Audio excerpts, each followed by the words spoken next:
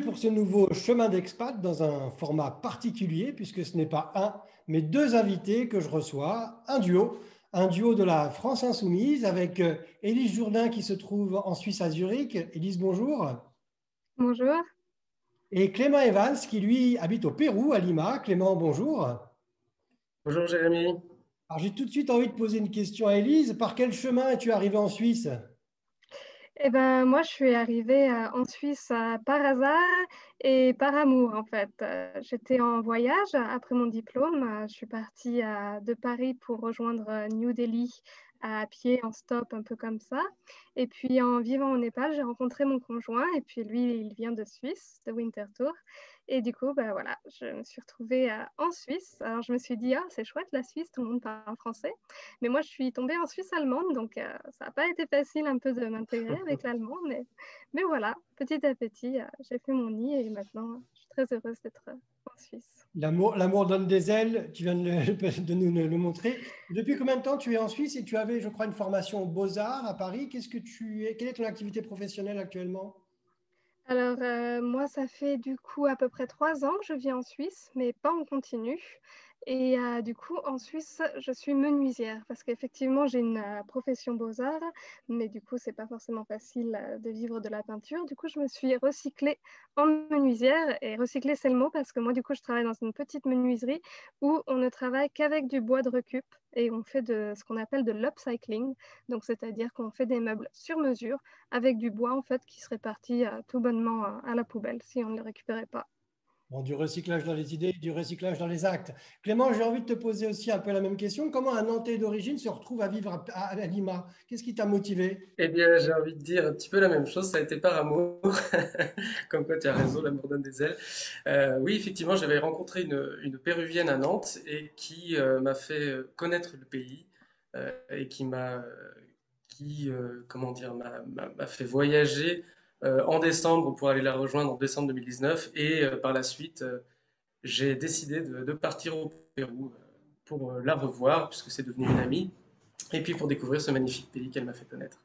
Génial. En France, tu travaillais dans le métier du spectacle. Aujourd'hui, est-ce que je peux te demander ce que tu fais au Pérou comme activité Oui, professionnelle? bien sûr. Eh bien, je suis toujours dans la gestion de projets artistiques dans le monde du spectacle, de l'audiovisuel. Mais là, effectivement, avec la pandémie, le monde du spectacle est un petit peu en baisse, et notamment au Pérou, qui est presque inactif. Et donc, j'ai eu la chance de rencontrer des Franco-Suisses qui ont une agence de voyage ici à Cusco. Et je les aide à monter des tours pour la prochaine réouverture des frontières et donc l'accueil de nouveaux visiteurs pour le faire découvrir Cusco et Lima de façon un petit peu différente, un petit peu plus ludique. Bon, magnifique. On aurait voulu faire exprès qu'on n'aurait pas pu entre la France, la Suisse, le franco-suisse au Pérou, c'est merveilleux. Et j'ai envie que vous Oui, encore davantage avec le questionnaire. Pas un mot de plus, je vous embarque dedans. Et je vous rappelle la règle, je vous pose une question et puis vous me répondez par un mot. Élie, justement, en parlant de mots, quel est celui que tu aimes entendre? Mais je dirais solidarité, c'est un mot qui fait du bien, surtout en temps de pandémie, d'être ensemble et d'être solidaire. Et quel mot te révolte? Intolérance. Et toi, Clément, quel est le mot qui te motive? à moi c'est la difficulté parce que je ne supporte pas la difficulté et je n'aime pas que les gens soient en difficulté et donc ça me motive à fond. Et celui que tu voudrais effacer des dictionnaires? Je crois que je vais avoir un consensus, c'est pandémie, j'en peux plus. Il faut qu'elle se termine cette pandémie. Et elle est issue de beaucoup de facteurs qui, comme tu le sais, sont dans nos engagements politiques. Je comprends tout à fait. Et justement, en parlant d'engagement politique, je rappelle que vous êtes tous les deux membres du mouvement de la France Insoumise. Et justement, Élise, est-ce que tu pourrais me donner un synonyme de la sixième République tel que le prône votre mouvement? Eh ben moi, je dirais la sixième République, pour moi, c'est synonyme d'espoir, en fait, puisque c'est vraiment une sixième République qui devrait être faite par les citoyens et pour les citoyens. Et toi, Clément, quel mot tu pourrais donner pour définir ce qu'est la finance? Moi, je parlerai d'écœurement personnel, d'écœurement parce que on est arrivé à un point où ça ne fonctionne plus. Alors, on parle bien d'une finance macroéconomique, hein, on ne parle pas de la finance de tout à chacun. On parle d'une finance qui gère le monde et qui le gère à sa façon, au détriment du reste, en fait. D'ailleurs, on le voit encore aujourd'hui, ces derniers jours, quand les milliardaires se sont encore enrichis durant cette pandémie. Et quand on voit que le premier pays en Europe à avoir le nombre de milliardaires, c'est encore la France. Bon, voilà, c'est un écœurement total. Je ne comprends plus dans quel monde on vit avec. Et écœurement, pas un mot de plus, on répond que par un seul mot. Attention, tu as le droit à un joker. Pardon. Je viens de l'utiliser. On va Ça sera mon terminer joker. ce petit échange avec deux questions et je vous propose de répondre par oui et par non. Je vous la pose à tous les deux. Peut-être que Élise a un petit peu un temps d'avance pour la réponse, comme ça évite la cacophonie. Mais je voulais juste vous poser une question comme ça. Mais le Parti communiste, pour vous, est-ce qu'il est désuet, oui ou non? C'est difficile à dire, mais je dirais quand même non, parce que je pense que en fait, tout le monde devrait avoir le droit de s'exprimer, tout le monde devrait avoir sa place. Ok, Clément, oui ou non? Non, non, exactement. Il a toute sa place. Et une question vraiment très rapide là. Est-ce que Jean-Luc Mélenchon vous a-t-il déjà déçu? En fait, moi, je suis France Insoumise surtout pour supporter en fait le programme. Donc, je vais dire que je pense pas qu'il m'ait déçu, mais parce qu'aussi ne m'intéresse pas tant à la personnalité, mais au programme. Ok, Clément, oui ou non Non peut-être? plus. Non, non, non. Il ne m'a pas déçu. C'est un homme comme un autre. Ok, super. On continue cet échange avec vous en parlant d'expatriation et d'engagement justement des Français à l'étranger. Élise, d'ailleurs, à travers peut-être une définition que tu peux avoir sur le français de l'étranger, est-ce que tu peux aussi parler de cet engagement qu'on peut avoir en étant français et en vivant en Suisse? Oui, effectivement, un Français de l'étranger, après tout, c'est quand même un Français, c'est quand même un citoyen qui, des fois, a des envies de s'engager. Et du coup, nous, en fait, ce qu'on aimerait faire, c'est vraiment aider les citoyens à s'engager dans leur pays d'accueil, les mettre en relation avec des associations et voilà, pouvoir les faire un peu vivre leur vie locale. On sait qu'on est à quelques semaines d'une élection qui est celle des conseillers des Français de l'étranger. Est-ce que ce rôle, ce mandat est utile? Oui, je pense que c'est utile parce que, en fait, souvent, quand on arrive dans un pays comme ça, on ne sait pas vers qui se tourner et même, on ne sait même pas faire les démarches qu'il faut faire pour avoir ses permis ou quoi qu'il en soit. Et oui, c'est utile d'avoir des gens qui ont de l'expérience et qui peuvent aider et qui peuvent tendre la main pour les expatriés. Pour les expatriés, bah ça, justement, Clément, le mot expatrié, je crois que tu ne l'aimes pas beaucoup.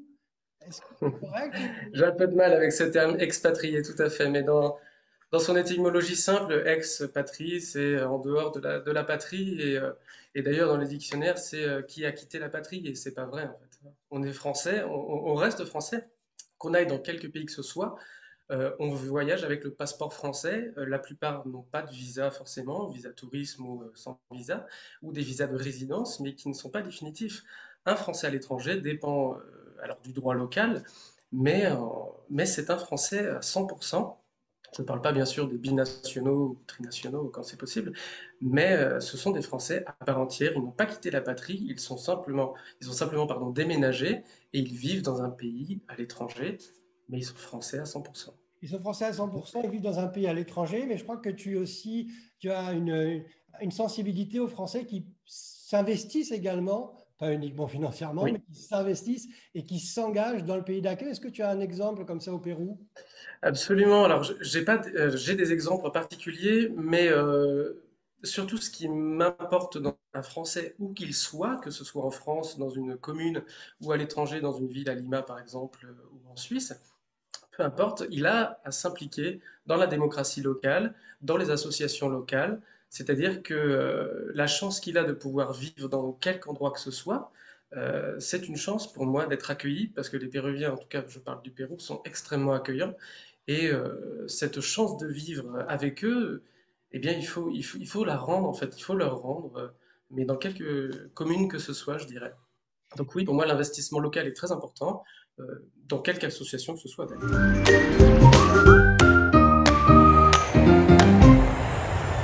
Déjà tout doucement vers la fin de vos chemins d'expat. Ça passe trop vite. On pourrait parler vraiment encore pendant des minutes et des Oui, minutes. Je trouve passionnant vos deux histoires. Tu viens de parler, d'évoquer un peu le Pérou, justement. Comment c'est de vivre au Pérou?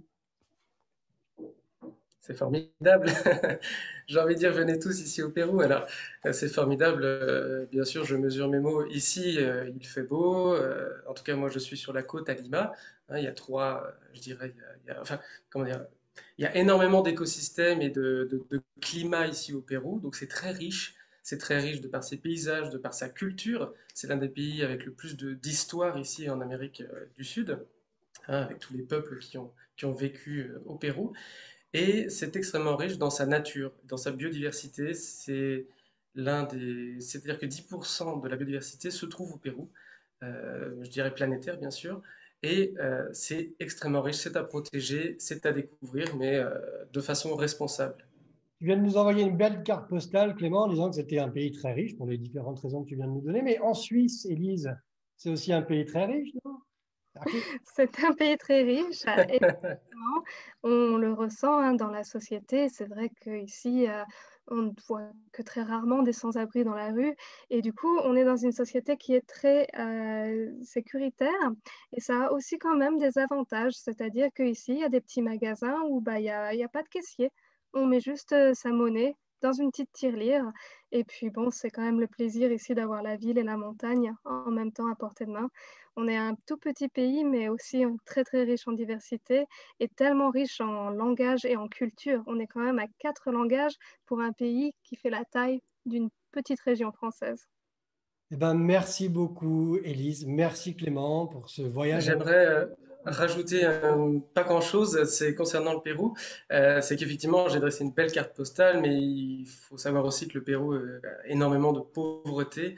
Donc, effectivement, venir faire du tourisme au Pérou, c'est également apporter une aide à ces Péruviens qui sont dans la difficulté, bien sûr, comme beaucoup de pays du monde aujourd'hui. Mais effectivement, la fracture ici est très importante, fracture sociale. Je Donc, n'hésitez comprends. pas à faire du Merci. tourisme social également. Merci pour ce message aussi, Clément. Et j'ai envie de vous dire aussi, bah, merci à vous là, d'avoir apporté bah, vos visions, vos ambitions, votre lecture de vos pays, de l'actualité. Je vous souhaite une bonne continuation dans vos chemins d'expat. Et puis aux autres, bah, j'ai hâte de vous retrouver dans un prochain épisode. En attendant, je vous invite à suivre l'actualité sur lesfrançais.press. Un grand, grand merci, Élise et Clément. Et à bientôt. On peut se faire quand même des bisous de loin. Bien sûr, merci Jérémy. Salut Ciao, Jérémy. ciao, merci à vous. Bye bye. Merci.